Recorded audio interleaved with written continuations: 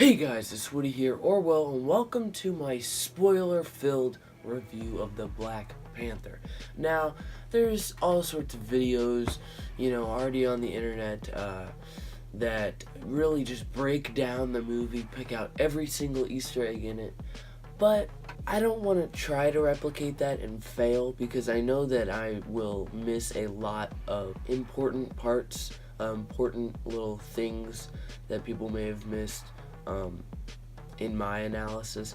So I'm just gonna say, if you want a full in-depth analysis, go after this video, check out somebody like Mr. Sunday Movies. He does some really good in-depth Easter egg type stuff, but I'm gonna pick out some of my favorite stuff. This is gonna be more of a spoiler talk, so let's get right into it. So first of all, the cast: Chadwick Boseman playing Black Panther himself, T'Challa. So this picks up right after Civil War, obviously. Michael B. Jordan. I feel like this was kind of his redeeming role after Fantastic Four, playing another Marvel character. And he did, I heard, he was really good in Creed, which director Ryan Coogler also directed. Also, props to Ryan Coogler, man. Great job. I mean, wow.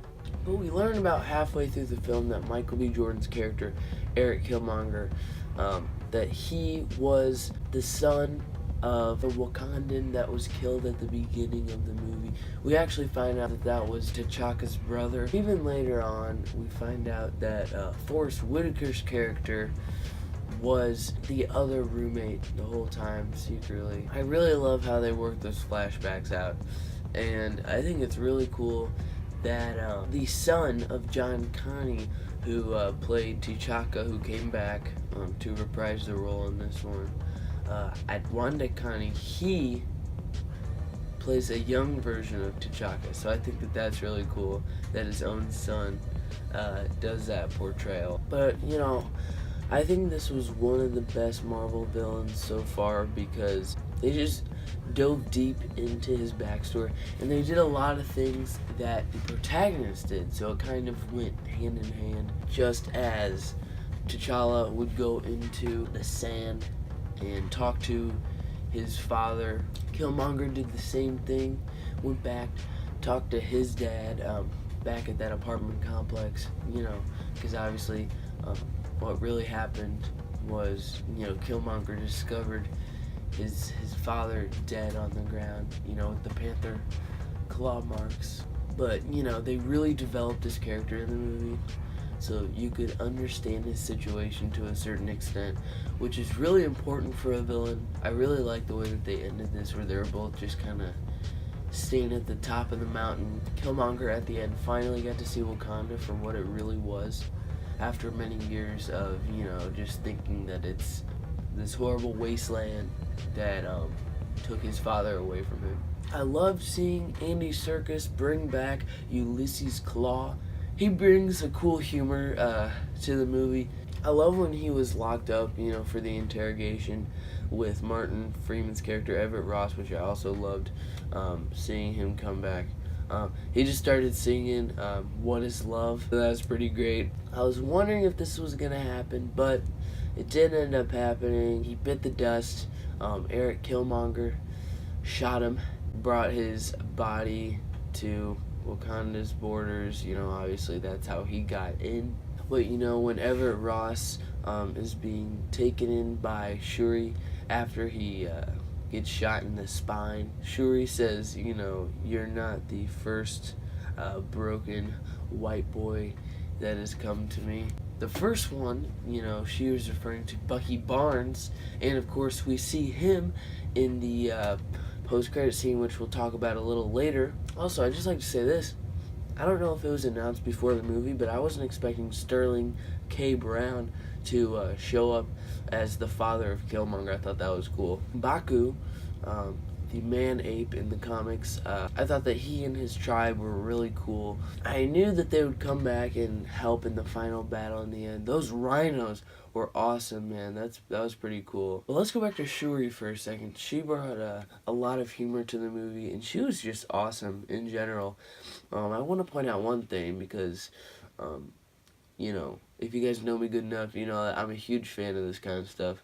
When Shuri shows T'Challa these, you know, self-forming shoes that she makes. What are those?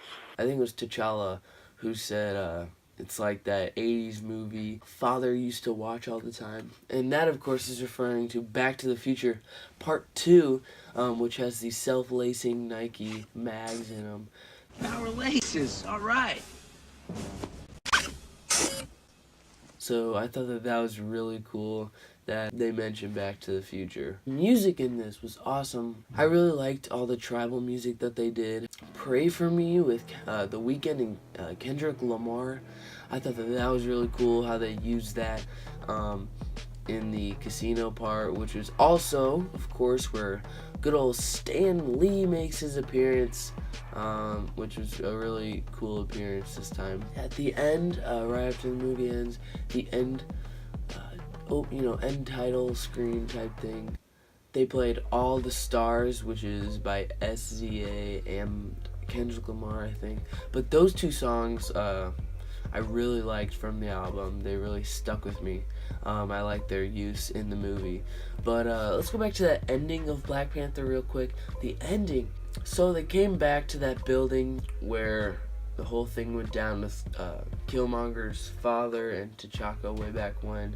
We find out that T'Challa bought out that building and a bunch of buildings in that vicinity, and they're going to kind of bring a piece of Wakanda to Oakland, California. So I think that is really cool that they are, you know, spreading themselves out. That could set up a lot of things for the future of the MCU, with pieces of Wakanda being in California and Shuri, you know, leading the science and technology division of that. So the first credit scene, we see that Black Panther made Wakanda public. So, you know, I was wondering if this is gonna happen. It reminds me at the end. It reminds me of the end of Iron Man, when Tony Stark says, "I am Iron Man," and then the movie ends. But you know, this was obviously after. This was a mid-credit scene.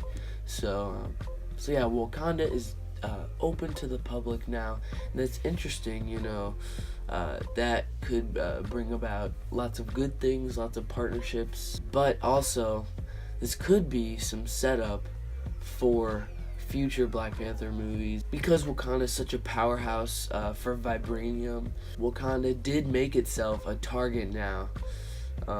So that could be setting up future movies. We could be seeing some people trying to get into Wakanda, get the vibranium. It did address that Wakanda is now public, but it may have been a kind of hidden nod that some danger for Wakanda could be coming in the future years. Black Panther 2? I think so. And finally, that post-credit scene with Bucky.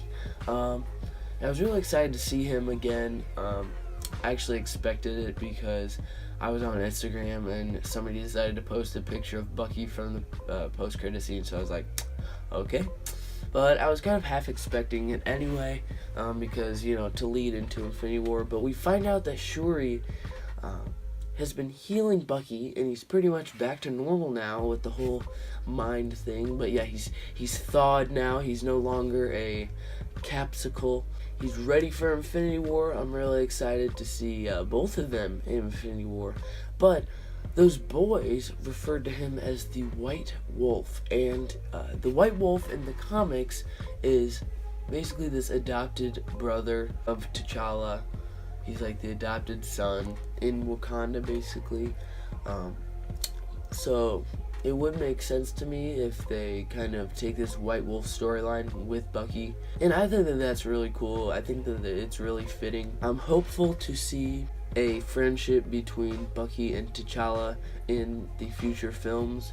You know, obviously with the tension during Civil War, that was a challenge, but in the end, T'Challa, you know, finally realized they're both victims of, you know, these events from Civil War.